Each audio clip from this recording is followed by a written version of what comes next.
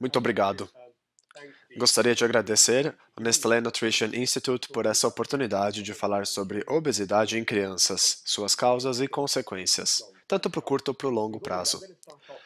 Quero começar citando Thomas Edison. Ele falou que o médico do futuro não tratará os problemas humanos com medicamentos, mas curará e prevenirá as doenças com nutrição. Quando ele escreveu isso, a principal necessidade que tínhamos era atender às necessidades nutricionais das pessoas. Eu não sei se esse é mais o caso. No século XXI, nós passamos de problemas de deficiência nutricional para o excesso nutricional. E esse é um problema global. Nesse mapa, vemos o percentual de pessoas que já têm sobrepeso aos 5 anos de idade.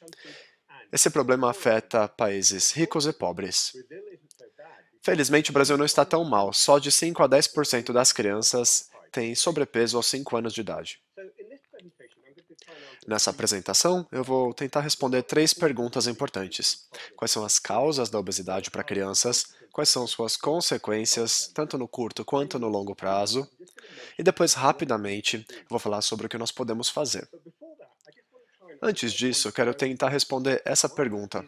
Por que é que a obesidade em crianças é um problema tão importante? Por que é mais importante do que a obesidade em adolescentes? Bom, por 2 motivos.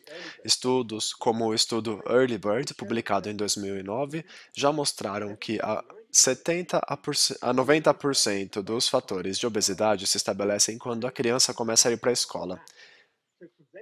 Portanto, prevenir a obesidade nos anos mais tenros é importantíssimo para a saúde de longo prazo. Esse estudo foi replicado em um estudo maior, publicado em 2018 no New England Journal of Medicine, que fala que crianças que ganham peso rápido de 2 a 6 anos de idade têm 1,4 vezes mais chance de se tornarem adolescentes obesos. Foi um estudo com 51 mil crianças.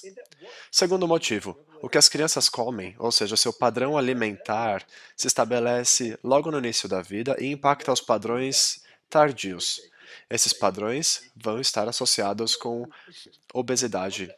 Por isso, temos que otimizar a nutrição nos primeiros anos de vida para poder prevenir a obesidade e suas consequências ao longo da vida. Quais são as causas da obesidade, então? Nós sabemos que a obesidade é basicamente a ingestão menos o gasto. É um desequilíbrio. Esse desequilíbrio não precisa ser muito grande. Poucas calorias já fazem com que a gordura seja acumulada. Os genes, o ambiente e fatores de desenvolvimento impactam nesse desequilíbrio, como as pesquisas têm mostrado. Os fatores de desenvolvimento têm a ver com o padrão de crescimento, com o padrão nutricional quando crianças. Esses fatores interagem com os genes e o ambiente, e essa interação nos dá uma janela de oportunidade para a prevenção de obesidade em crianças. Meu foco serão esses 3 pilares, então. Vou começar falando da questão genética. Não há dúvidas que os fatores genéticos têm uma grande contribuição para a obesidade. Estudos com gêmeos idênticos mostram que a questão genética representa de 40 a 70% da variabilidade do IMC das pessoas. O IMC de uma criança está mais relacionado aos seus pais biológicos do que com os pais adotivos quando as crianças são adotadas. Isso significa que há 10 vezes mais chance de obesidade caso os pais sejam obesos. Estudos já identificaram mais de 100 loss associados com o IMC. O primeiro é o gene FTO. O problema com os genes é que, em média, cada gene aumenta o IMC em 0,1 unidade e o risco de obesidade em 10%. Há mais de 97 marcadores genéticos conhecidos para a obesidade que explicam somente 2,7% da variação fenotípica no IMC da população em geral. Como a OMS já identificou, a obesidade é o resultado de uma resposta biológica e comportamental inadequada a um ambiente adverso. O ambiente não é só o que a criança é. Nós sabemos que há questões comerciais, sociais e outros determinantes que impactam a questão da obesidade. E esses fatores se sobrepõem. Esse foi um relatório de Davis sobre como resolver a obesidade infantil. Ela estudou crianças no Reino Unido. O importante é que a obesidade não é só o resultado de um problema social. As crianças não são responsáveis muitas vezes pelo seu padrão alimentar. Muitas vezes, elas imitam o comportamento dos pais. Vou falar então agora de fatores biológicos. Esses fatores, como genes, nutrição e fatores de desenvolvimento, interagem com o ambiente. O seu risco genético de obesidade é muito maior quando você cresce em um ambiente adverso ou obesogênico, em comparação a um ambiente que dá suporte à criança. Então, esse é o panorama.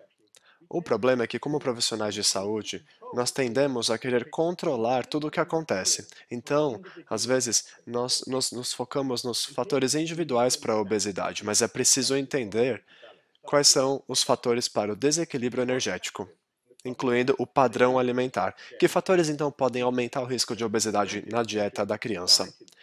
A dieta das crianças é complicada de analisar.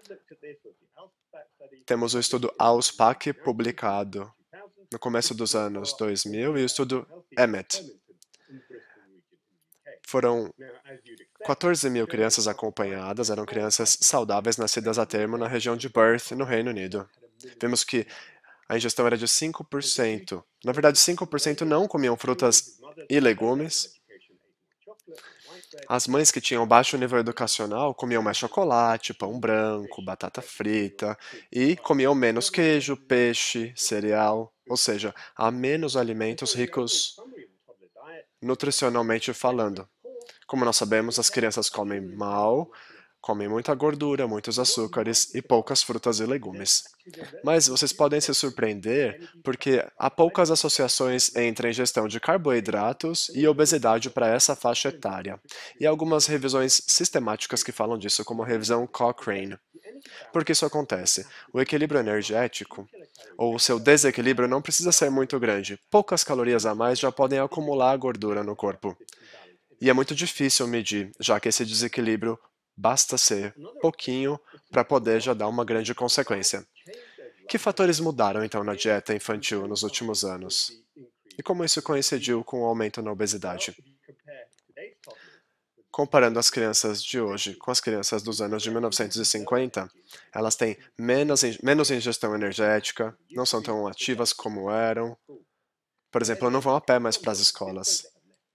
Elas comem menos pão, batatas, legumes, mas comem 25 vezes mais doces e 34 vezes mais refrigerante e suco. Portanto, ingerem muito açúcar e pouco carboidrato bom. Há também um grande aumento no tamanho das porções. O tamanho da pizza aumentou 53% e o tamanho do saquinho de batata frita aumentou 50%. A pergunta é: esse aumento no tamanho das porções é importante? Faz diferença para a obesidade infantil? Nós já sabemos de várias revisões sistemáticas e meta-análises que porções maiores e o aumento do quanto as crianças comem impactam a ingestão de energia de 10 a 15%. Esse é o que chamamos de efeito do tamanho da porção, que vemos acontecendo com crianças e adultos. O tamanho da porção impacta a ingestão energética em crianças de 5 anos, mas não em crianças de 3. Isso está consistente com a ideia de que as crianças de 3 anos comem com base no seu apetite e as crianças de 5 comem com base nos estímulos sociais. Um estudo de Rose em 2000 foi confirmado pelo estudo de 2019 de Small. Alguma mudança específica na alimentação das crianças que aumentem o seu risco de obesidade?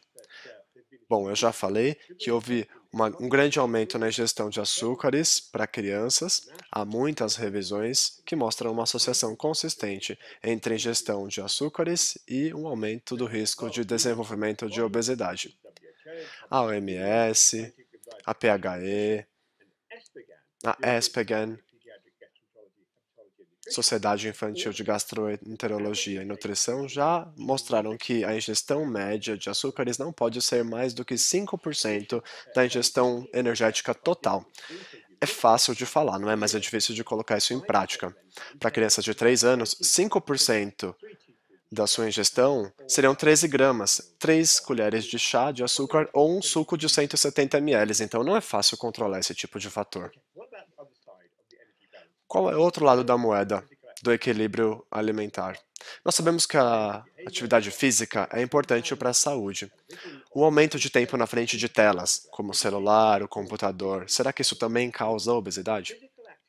A atividade física, sem dúvida, é importante para a saúde cardiovascular, para questões sociais, cognitivas, mas talvez seja uma surpresa vocês saberem que há poucas associações entre uma medição objetiva da atividade física ou comportamentos sedentários e obesidade em crianças.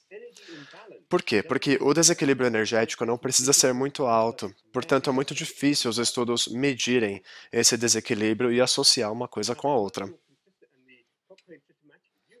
A revisão Cochrane é bastante consistente com essa ideia, que a gente vê intervenções para a prevenção de obesidade em crianças. São crianças de 0 a 5 anos. E a conclusão é que as intervenções que se focam somente na atividade física não parecem ser muito efetivas. Há evidências mais consistentes indicando que a falta de sono pode sim impactar mais o risco de obesidade. Isso por conta do afeto no apetite das crianças. O problema é que esses são estudos observacionais. É difícil criar uma ligação causal entre a questão do sono, apetite e obesidade. Já falei dos genes, já falei do ambiente, que também é importante. E agora os fatores de desenvolvimento. O padrão de crescimento infantil tem uma relação com a questão nutricional para crianças. Sabemos que a nutrição vai além somente do fato de que é necessário atender às necessidades nutricionais. É importante pensar na saúde óssea, saúde cognitiva. E aqui eu quero falar do conceito de programação. Nós temos uma janela crítica na época da amamentação, que terá um impacto crítico no longo prazo, na estrutura e função corporais da criança. A evidência mostra que a amamentação reduz o risco de desenvolvimento de obesidade quando a criança virar adulta. Há 113 estudos mostrando isso. Há um risco de 26% menor em crianças que são amamentadas desde as idades mais tenras. Aqui nós vemos 3 revisões sistemáticas de uma revisão sistemática que mostra que há uma redução de 13% na obesidade na vida adulta quando as crianças são amamentadas. Por que isso acontece? Os bebês que recebem leite materno têm uma saúde melhor porque há uma relação com o crescimento mais lento. Isso é o que chamamos de hipótese do crescimento acelerado. A criança cresce mais rápido, há um risco maior de obesidade na vida adulta. Desde que publicamos essa hipótese, agora já foram publicadas 7 revisões sistemáticas mostrando que um crescimento mais rápido na infância leva a uma obesidade tardia. Isso acontece com ganho de peso, ganho de altura, em diversos países.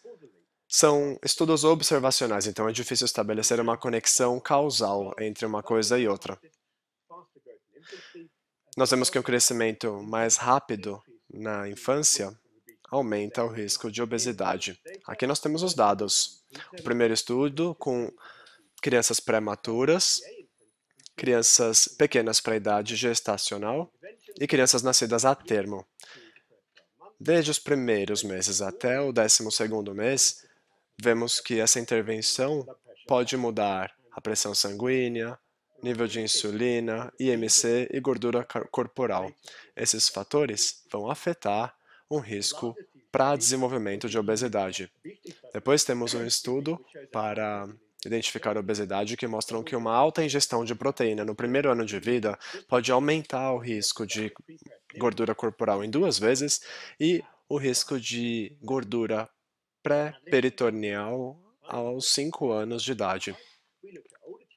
Analisamos crianças que têm de 6 a 36 meses de idade e vimos que 19 de 24 estudos mostram que uma alta ingestão proteica está associada a um risco maior de obesidade. Não houve nenhum impacto da ingestão do carboidrato. E quais são as consequências práticas desses dados? Em primeiro lugar, os pais têm que entender que maior não é melhor. Nós sabemos que o leite de vaca, que é o modo como geralmente as crianças ingerem proteína, não é recomendado antes dos 12 meses de idade, e as crianças não devem tomar mais do que 500 ml por dia. Bom, falei das causas. Quais são as consequências, então, para essa faixa etária? Nós sabemos que a obesidade tem muitos problemas médicos associados. Problemas ortopédicos no quadril e articulações, problemas com sono, doenças hepáticas, problemas com colesterol alto e doenças respiratórias, como asma em crianças obesas, sem falar dos problemas psicológicos, autoestima, depressão, bullying, o que impacta a sua qualidade de vida. E também o seu desempenho na escola. Agora, essa revisão sistemática de 23 estudos mostrou que crianças obesas têm 5 vezes mais chances de se tornarem adultos obesos. Para um ponto de aumento no IMC das crianças, há um aumento de doenças cardiovasculares de 8%, diabetes 24% e câncer 20%, o que indica que há consequências da obesidade infantil em sua vida adulta. E o que nós podemos fazer? Eu tenho duas coisas para falar. A prevenção tem que começar desde cedo, principalmente para crianças. A educação aqui, os pais, profissionais de saúde são importantíssimos para a prevenção da obesidade. Isso se mostrou na revisão sistemática de Cochrane, que analisou 16 estudos clínicos randomizados, mais de 6.000 crianças, e mostrou que a dieta combinada com atividade física pode reduzir o risco de desenvolvimento de obesidade. Para resumir, espero que eu possa ter convencido a todos que a resposta dessa pergunta, se a nutrição e a prevenção para a obesidade é importante, a resposta é claramente sim. Há questões biológicas, econômicas e sociais. Os genes, o ambiente, fatores de desenvolvimento são todos muito importantes, mas o ambiente é o fator mais importante. As consequências. Muitas consequências no curto prazo, mas para o longo prazo há também problemas com doenças cardiovasculares, o que é muito importante. Não só para a saúde. Nós sabemos no relatório da McKinsey, publicado em 2014, que a obesidade tem um impacto econômico no Reino Unido e em outros países. A obesidade custa para o Reino Unido 47 bilhões de libras por ano, que é a segunda maior causa de gastos médicos. É importante entender que otimizar a nutrição para crianças é de fato o alicerce para a vida toda. Muito obrigado. Vocês podem ver mais informações nesse site que está no slide. Obrigado.